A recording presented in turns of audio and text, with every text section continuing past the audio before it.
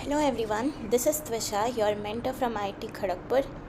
आज के इस वीडियो में हम बात करने जा रहे हैं टीआर के बारे में।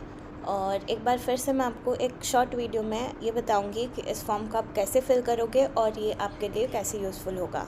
तो जैसा कि आप देख सकते हो, ये आपका फॉर्म है जहाँ पे सबसे पहले हम आपसे आपकी डिटेल्स पूछ रहे हैं, basic details like your email, name और date of the exam.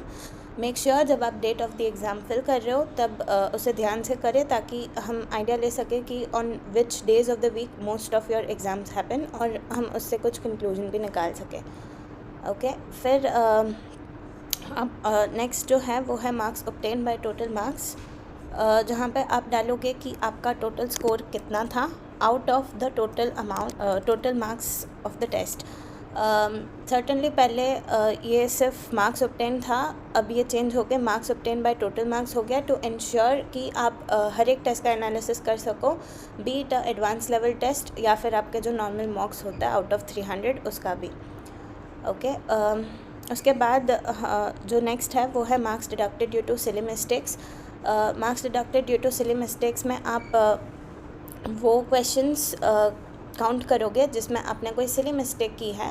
It can be any error से आपके 3 क्वेश्चन अगर गलत हुए हैं सिली मिस्टेक्स की वजह से, तो the marks that you would be losing will not be 3 into 4, it will be 3 into 5। याद रखना, जेईई मेंस में नेगेटिव मार्किंग्स भी होती है।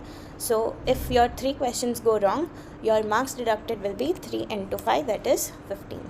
ओके, उसके बाद आप लिखोगे the number of questions that you had left due to poor time management. मतलब वो क्वेश्चंस जो एकदम ही श्योर शॉट थे बट आप इसलिए नहीं कर पाए क्योंकि आप लास्ट तक पहुंच ही नहीं पाए या आपने पूरा पेपर पहले गो थ्रू नहीं किया था। ओके, उसके बाद आप यहाँ पे लिखोगे आपका potential score. What is potential score? एक तो ये एक ऐसा कॉलम है जहाँ पे most of you make a mistake, तो मेक श्योर इसको ध्यान से सुन लो। पोटेंशियल स्कोर्स में आप लिखोगे आपके total marks that is 200, okay, plus the marks that you had lost due to silly mistakes that is 15 and the marks that you lost due to poor time management. Okay, so your total score will be 219 in this case. ठीक है, और ये जो आप ये चारों column में make sure कि आप सारे आंसर्स हमें एक नंबर के टर्म्स में दो and not a subjective answer. Okay, ताकि हम इसे एनालाइज कर सके और समझ पाए कि कहाँ पे गड़बड़ हो रही है आपसे मेजॉरिटी ऑफ यू। ओके, इसके बाद हम बात करते हैं रीज़न फॉर अनअटेम्प्टेड क्वेश्चंस की। यहाँ पे हमने कुछ कैटेगरीज बनाई हुई है जिसको आप चूज़ कर सकते हो। ऑल्सो अपार्ट फ्रॉम दिस, अगर कुछ और रीज़न की वजह से आप एक क्वेश्चन को अटेम्प्ट नहीं कर पा रहे हो तो हमने इसके लिए एक सब्जेक्टिव आंसर भी रखा है जहाँ पे आप लिख सकते हो, बट वी वुड सजेस्ट कि आप अपने एरर को या अपने रीज़न को कैटेगराइज कर लो एंड मेक श्योर कि आप उसे पिन पॉइंटेडली हमें बता सको ताकि हम उसे एनालाइज करके उसका एक सोल्यूशन आपको दे सकें।